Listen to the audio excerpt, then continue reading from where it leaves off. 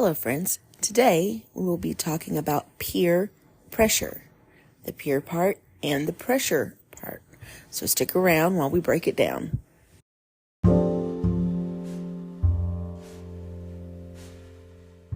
Hi, friends. This is Bethany Jennings, and you're listening to We Should Talk.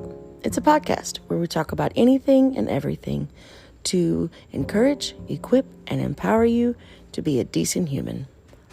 Let's talk.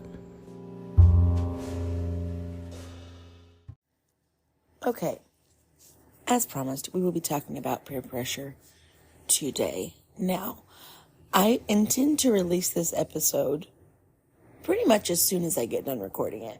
I'm a little late this week. Normally my recordings are out on Monday, but it was a very interesting week last week. If you heard last week's episode, which was technically also late, if you heard last week's episode, you know that I made a trip to my granny's house, literally in the last minutes before the flight was going to take off. So it was a full week. It was a very full week. And then a bunch of family ended up coming to granny's house. And so I didn't really have time to sit and record. And then we had church Sunday and, all the things. So I didn't record. And I don't have a backlog of things because I keep using them. Anyways, I'll be better. I'll try to be better. Moving on. I plan to release this as soon as I get done recording it so that you guys have an episode this week and you don't get mad at me and leave me forever. Because I feel the need to earn your love. That's a different episode. I want to talk about peer pressure. And this is a topic that came up while I was at my granny's house, actually. So my Aunt Shay, who is my mom's oldest sister, she lives with my granny, helps take care of her. They're both widows. And we were just talking about some things that we don't understand, like why people make stupid choices and knowing what they're doing is wrong and knowing what they're doing is going to have stupid consequences. Why do people do this? And she said something to the effect of, I don't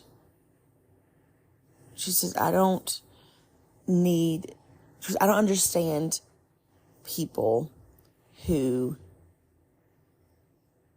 succumb to peer pressure. She said, I never cared about what people thought. Like, I never cared when people were doing wrong. She never felt the pressure to do it, is what she was saying. She said, and I've never felt like, she was, and I know you. She was talking to me. And she said, I know you. You don't care what people think. And I was like, no, not really. Which at some point, at some level, it's kind of like, should I care what people think? And apparently not. To some extent. I want to talk about why we care what people think, why we succumb to peer pressure, or why we don't succumb to quote-unquote peer pressure. Let's break it down. Pressure. What is that pressure? Is it what people are applying to us? The pressure, the pressing applied to us? Or is it pressure we put on ourselves? Right? And we say it's our peers doing it to us. But it's not really our peers doing it to us. It's us wanting to fit in with our peers, or those that we call our peers. Here's the thing. If you have to fit in, it's probably because you don't belong. If you have to fit in, it's because you don't belong. So if I have to adjust to fit, then I don't belong there. Anyways, look at it like this. Onyx has this toy. We were playing with it last night. Onyx has this toy, and it's got like the shape cutouts, and you put all the shapes in there. So there are different shapes, different sizes, and there are some shapes that could fit into a different shaped insert, right? So if I have like a square, I could probably fit it into the rectangle, but it doesn't belong in the rectangle. If the square hole is big enough, I can fit the circle piece in, but it doesn't belong there. I can fit it, but it doesn't belong. If you are trying to fit something in, it's because it doesn't belong. If you have to adjust the way you do things, and you have to adjust your natural reactions, and you have to adjust, no, I'm not saying if they're horrible, awful, that you shouldn't work on things and not adjust that. Like, if your normal reaction is to be a jerk to somebody, you should definitely adjust that. That's not a them problem. That's a you problem.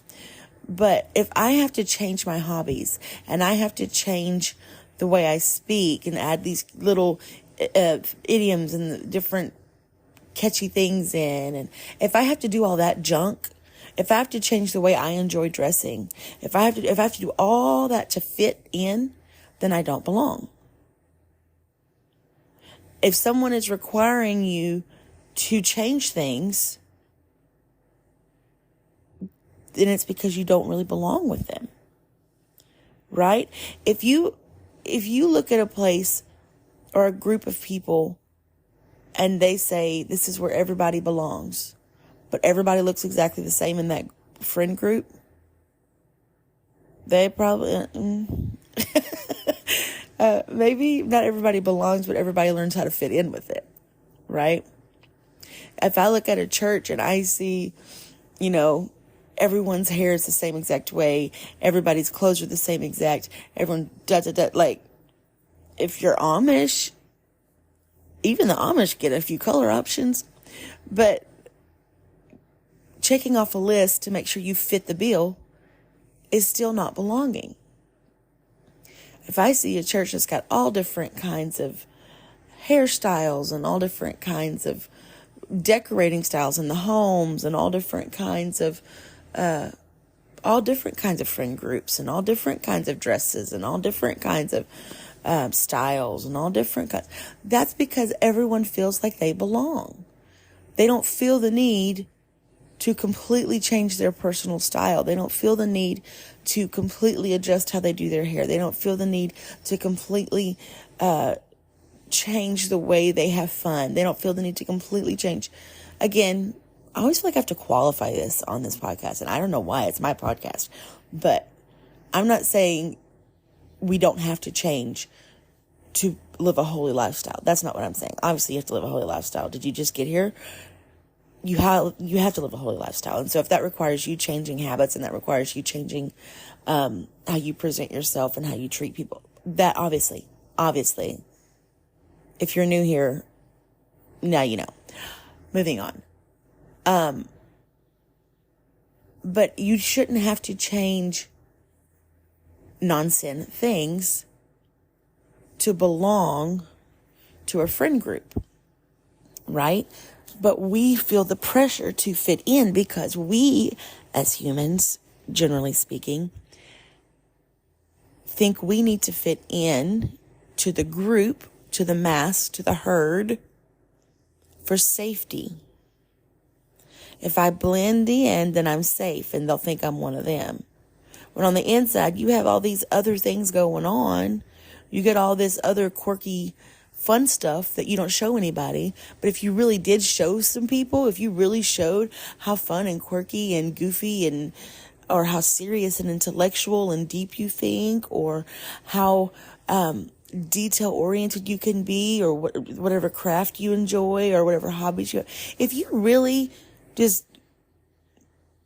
quit being ashamed of that kind of stuff, you would naturally attract people who may not be exactly like you, but appreciate you exactly as you are. But we apply this pressure to ourselves at times, usually when we don't feel safe, to blend into the herd. So we make stupid choices. We let down on certain standards we have for ourselves in relationships, and we let people treat us like trash, and we let people use us, and we turn to substance abuse, and we allow ourselves to make choices and go places and cut certain people off and refuse to do certain things that really do bring us joy that are not sin, because we're trying to fit into a certain friend group. And it may not be that friend group is trying to exclude you. It may just be that they're not going to be your super tight friend group. I have friends who are not my close friends. I try to be friendly with everyone. I try. I'm not saying I always succeed, but I try. But there is a pressure there. And sometimes it is from our peers. Sometimes it really is from our peers. They pressure us to do certain things. But it's not always from our peers. Sometimes it's internal, because we feel the need to feel safe by going with the group, right? It's scary to stand on your own. You have a target on you when you do that, right?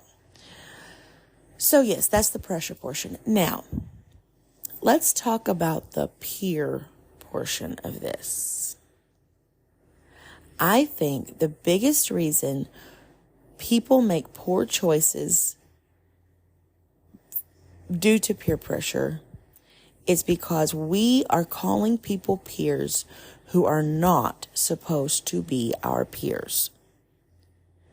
I think one of the main reasons I don't succumb to peer pressure, and usually I haven't in my whole life, I think the main reason I have not succumbed to peer pressure much in my life is because I don't consider everyone around me a peer.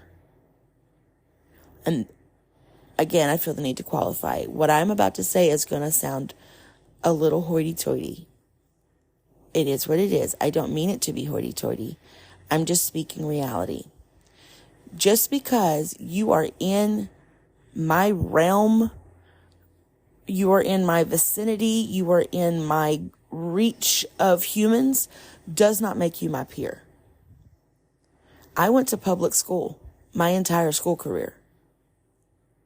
Love them. And I was kind to them my entire school career. But not everybody I went to school with was my peer. I was one of the only apostolic people in my entire high school. Like, there were maybe 5 of us in the entire high school. Maybe. And some of them, in my grade, I think I may have had one other one. And it wasn't that we weren't witnessing and we weren't living the life and we weren't doing all those things. But I didn't allow negative influence to change who I was and what I was. And though I invited people in high school and I was a witness in high school as much as I could be, I didn't see the fruit of that in that season. I am still now seeing the fruit of that however many years later. Like, when did I graduate? Coming up on 20 years later. Y'all pray for me. It's been like 17 years since I graduated high school. That's crazy. Anyways, but I am seeing the fruit of that sowed seed now. Like, I have old classmates who call me when they need prayer, and I have old classmates who are now in church with me who said, I remember you in high school. I remember, and you were always so nice to everybody. And I may not remember them directly. I went to a relatively large high school. I may not remember them directly, but they remembered seeing me because we stand out, don't we? As Pentecostals. And my classmates and their children, and so now they go to our church, and it's because they saw me live the life I was supposed to live. I didn't cram it down their throat. I was open and willing to do Bible studies and to talk to them and welcome them to church and pick them up and all those things. But it didn't happen in mass harvest when I was in high school. But I didn't succumb to peer pressure because I didn't think everyone in that school was my peer. We are calling people peers who were never intended to be our peers. There are people who call themselves Pentecostal apostolic that I don't consider a peer. Are they my age? Maybe. I don't know everybody's age, but they could be my age. But I don't think they're my peer. Having someone as a peer is more than having them in your same generation. Having a peer is more than having someone that also has little kids, that also is in, the same stage of life. That doesn't make them a peer. You having the same moral guidelines is what should be a qualifying factor of them being a peer. So if someone is sinning, if someone is out making stupid choices, if someone is running their mouth about the ministry, if someone is actively causing division, if someone is running their mouth about my leadership, if someone is tearing down my friends, if someone is being messy, they're not my peer.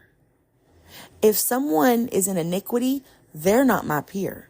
If someone is kindling the anger of Christ, they're not my peer. I am not them, and they are not me. So why would I let them pressure me into doing things? Not everyone I come in contact with is my peer. I don't mean for this to sound ugly. I don't think I'm better than people. I think I'm trying to do better than some people. And that's not to say that I'm God's favorite, even though I probably am. That's to say, you don't have to lower yourself for someone else to feel okay around you. You don't have to drop your personal conviction for someone else to not feel convicted around you. You don't be ugly about it, and you don't condemn them. Let Christ convict them. You just be a Christian. You love the Lord. You love people. Live your life. And hopefully the people that you are around are made better by your presence. But for goodness sake, don't be made worse by theirs. Here's the deal about peer pressure. You need to consider who you're calling a peer. And you need to consider where the pressure's coming from. Am I calling the wrong people peers? Am I trying to fit in with stupid people? And where's this pressure coming from? Are they putting this pressure on me? Or am I putting pressure on myself to fit in with people that I don't belong with? All right. That's the episode for today. Think about it. Pray about it. Let the Lord use it. I hope this has made you a better human. And I'll talk to you next week. Hopefully, if I don't forget. Or not have time to record. Okay, bye.